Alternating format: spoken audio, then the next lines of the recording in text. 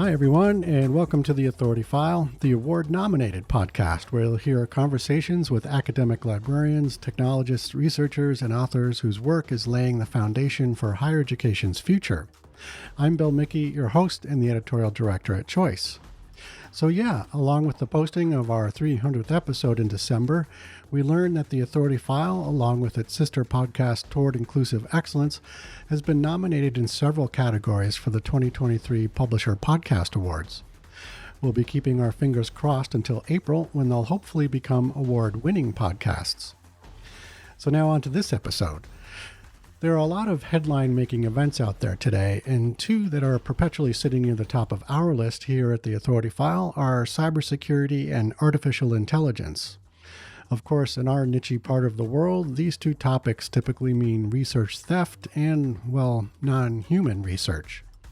But of course, cybersecurity and AI touch almost every aspect of our lives. And don't even get me started on the Internet of Things. But for now, though, we're going to look at mobility, as in cars, trucks, aerospace, and all of the things that transport and move people and products. If you stop and think, it won't take you long to realize how important cybersecurity and AI have become in the mobility world. Joining me to talk about this are Adrian Guan and Tim Weisenberger, who are both product managers at SAE International. SAE is an association for engineers and other technical experts in the aerospace, automotive, and commercial vehicle industries, and like many other associations of its size, it provides standards development, publications, live events, and other resources to professionals, researchers, and academics in these fields. Adrian is SAE's expert on AI, and Tim is responsible for cybersecurity. In this 4-part series, we'll be looking at how AI and cybersecurity impact mobility, as well as the real-life academic applications of SAE's work. This series is brought to you with support from SAE International. In this 3rd episode, we switch from artificial intelligence to cybersecurity, and Tim walks us through its history with the mobility industry and how standards of practice are put into place.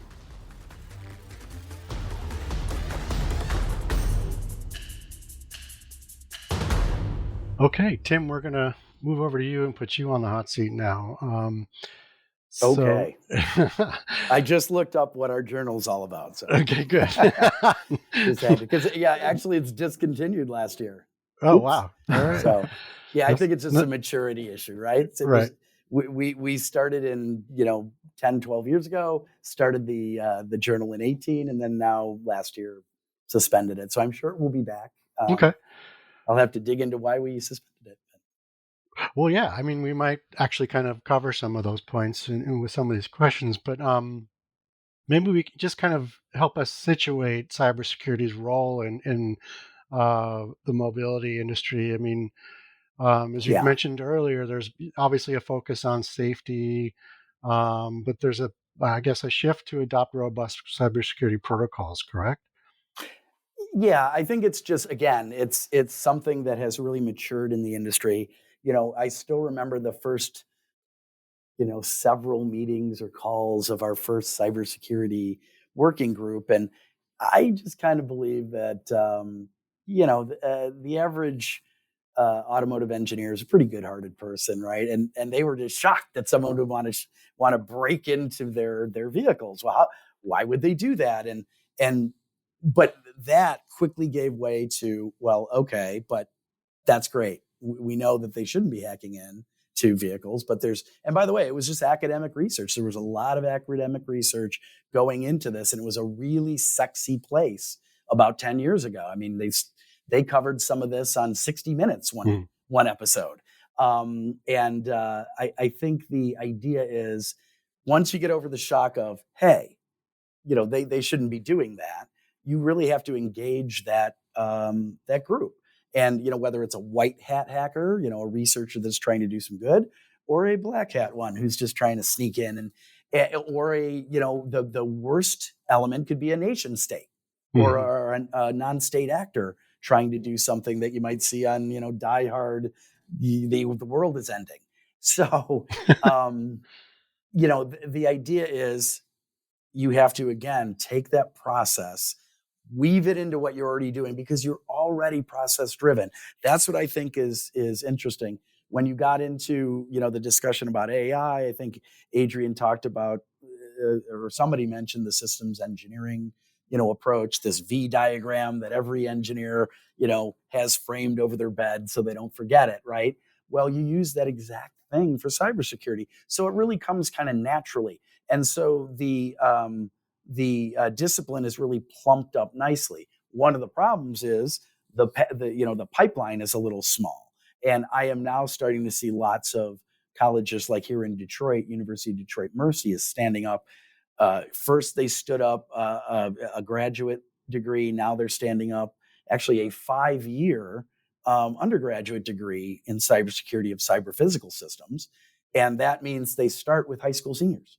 They get deep selected and come in. So I think the idea is really we have to, kind of prime the pump of that pipeline and get those folks in.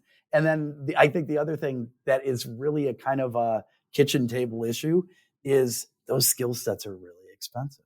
It kind of breaks the model. I remember hearing some of my experts, who are mid-level managers hiring new people, griping about what this young kid asked for from a compensation standpoint. But the idea is, what happens? Just to allude back to the first, sort of colloquial example I used. What happened when those Toyota Camrys were, doing that? Toyota actually dropped to number 2 in the world in manufacturing for a little while, right? In sales. So the yield of something that goes wrong is incredible. So I think what you see in other industries, whether they be finance or retail or what have you, is okay, we got breached. Let me fire the CTO or fire the CIO, and then I'll throw a bunch of money at it, fix things, give out some gift cards if you're a retailer, and just try and get past it. And I remember, in early circles when I was supporting Department of Homeland Security at a conference, another group was supporting DHS as well with a piece of work, and they were actually economists from the University of Maryland, and they were talking about why people, in industry does not put resource into cybersecurity.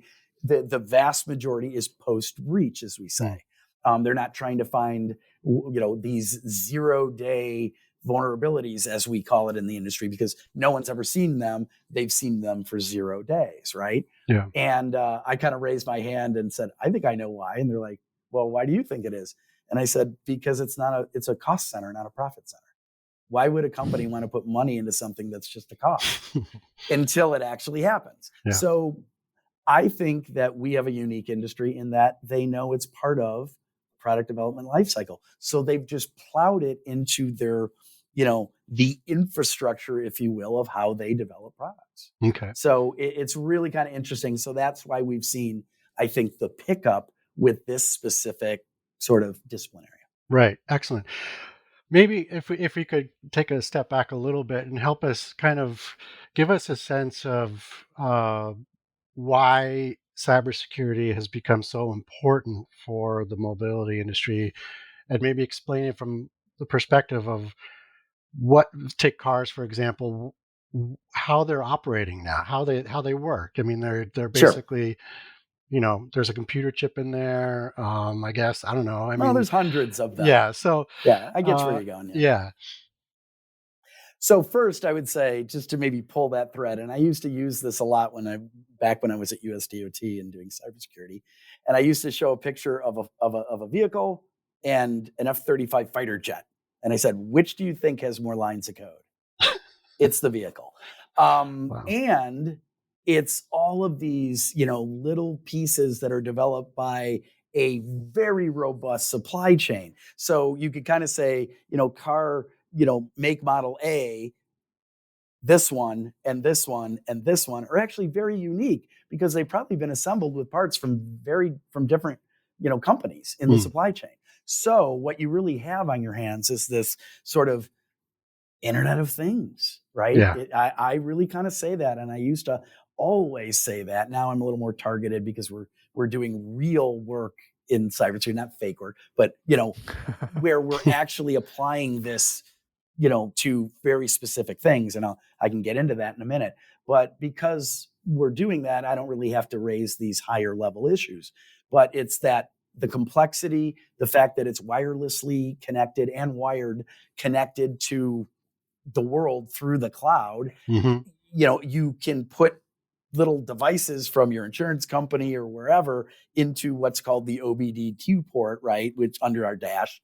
And actually, we did a standard on that specific use case. Kind of how do we firewall off the OBD2 port from third-party, dongles? And so when you think about the challenge, it's and I'll use some AVs. Maybe sock puppets will be next, but this is about as complex with applications as a car, right? And in fact, we plug it into the car or wirelessly connected to the car.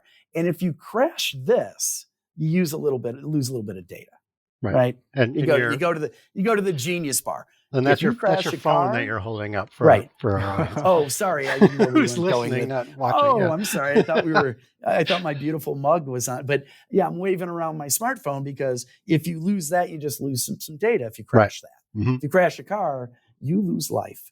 Yeah, not only yours but other people's. So there is no such thing as a minimum viable product that's a car. Right? Yes. There just isn't. No. So the reliability, the security, the safety all come part and parcel. So that's why, again, this industry really gets it.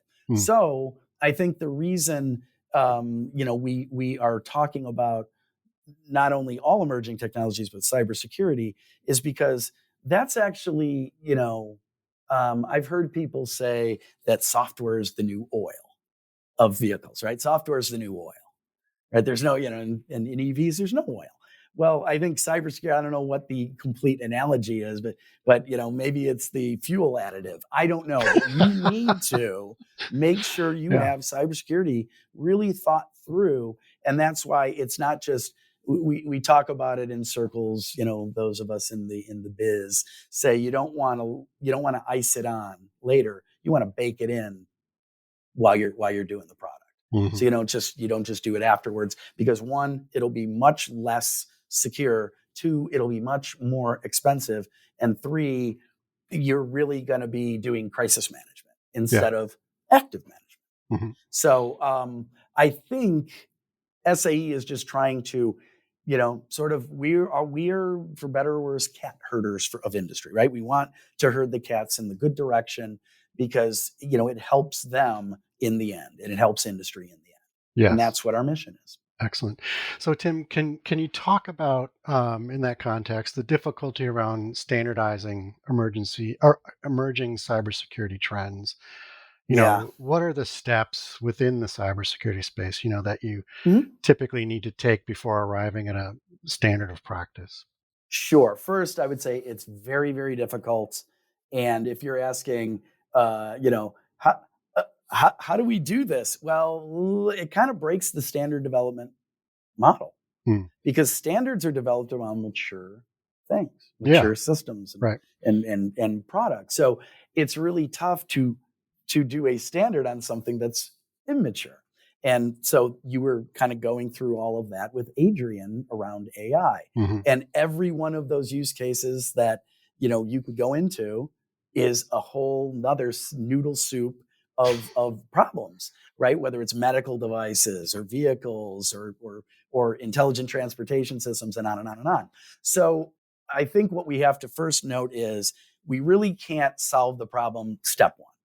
And in fact, I always say this, that many of my experts will get in a room or get on a call and try and do something. And one of the problems is they don't know the problem. They don't have a problem statement yet. So first you have to define the problem. So what we've tried to do to define the problem is we often do these language standards. Let's speak the same language. And so we tend to call those taxonomies and terms and definitions. We've done, though, I think Adrian mentioned the vehicle automation taxonomy and terms and definitions. We have a lot of that. We didn't do a specific one for cybersecurity, but we do those in areas. And it just, so when somebody says, I'm talking about cybersecurity or vehicle autonomy level 3, what I'm saying, And if you say it, I know what you're saying, right? Mm-hmm. So Right. we have agreed on a common lexicon. So that's the first step. Then you kind of do this process standard that we've done in cybersecurity because it really lends itself to that. And that really picked up. I really kind of call that the mother dough, the J3016 document, which has been superseded by this joint ISO SAE version, which is 21434 for those scoring at home. That is really the mother dough. And I remember when everyone during COVID was making sourdough bread. Right. Yeah. That's where it all comes from. And it's funny. I used to field questions and be at conferences about 5 years ago.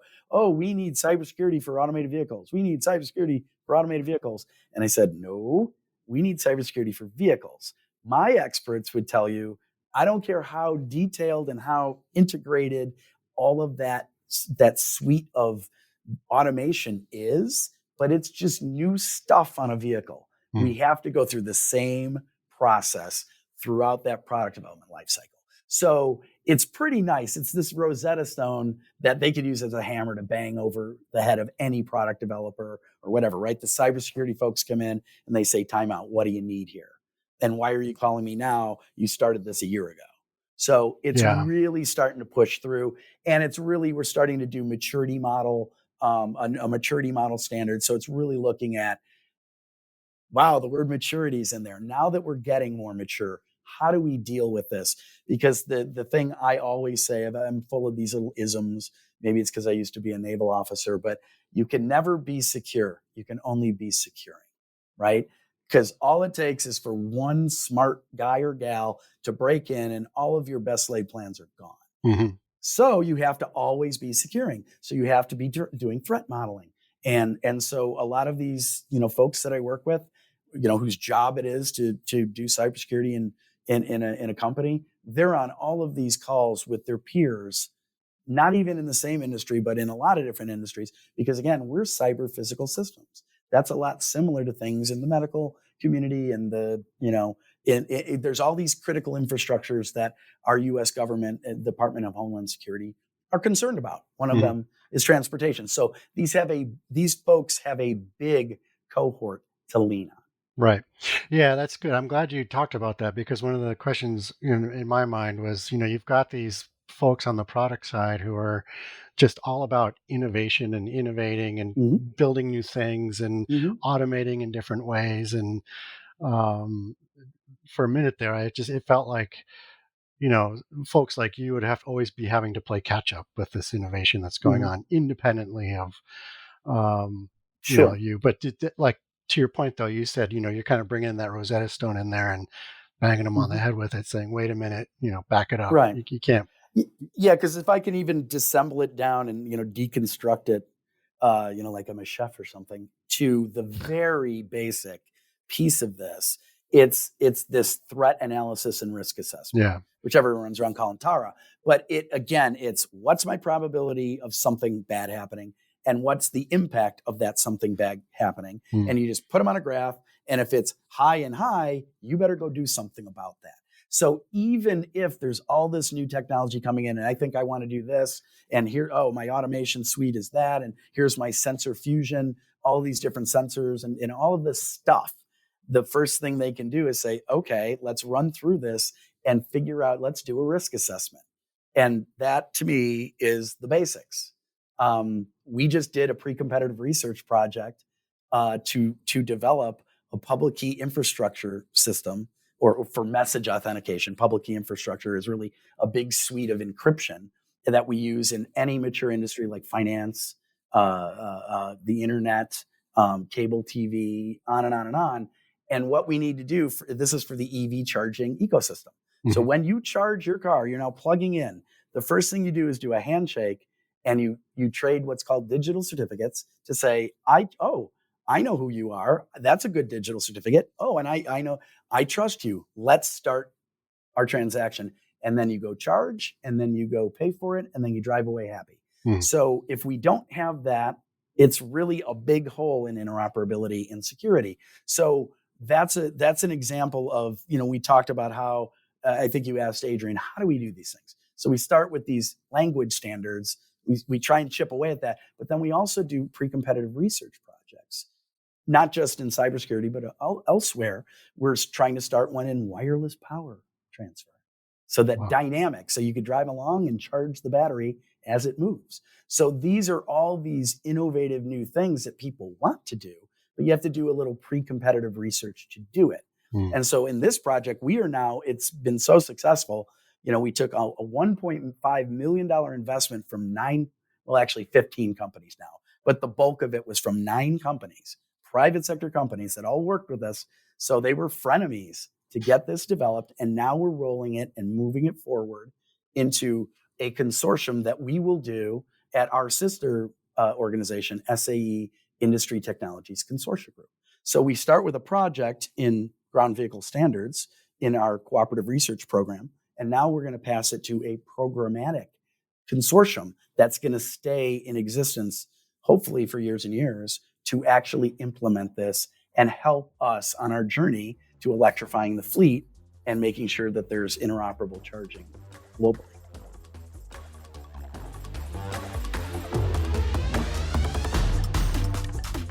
You just heard from Adrian Guan and Tim Weisenberger, who are both product managers at SAE International. Adrian is SAE's expert on AI, and Tim is responsible for cybersecurity. Join us next week as we discuss the real-life and academic applications of SAE's work, including how collaborating across areas of expertise can create new opportunities and what the intersection of AI and cybersecurity portends for the future. This 4-part series is brought to you with support from SAE International. On the more sort of concept level, I would say that access and security are two sides of the same coin, sort of speaking. Information access give rise to information security. And AI potentially providing machines with access to the decision-making process or some sort of automation process. And therefore, the need for cybersecurity related to AI would only increase. As always, underwriting opportunities for the Authority File podcast are directed by Choice's advertising manager, Pam Marino, and all of our episodes are produced and edited by Choice's digital media producer, Sabrina Kofer, with support from digital media assistant, Ashley Roy. That's all for this week. Thanks for joining us.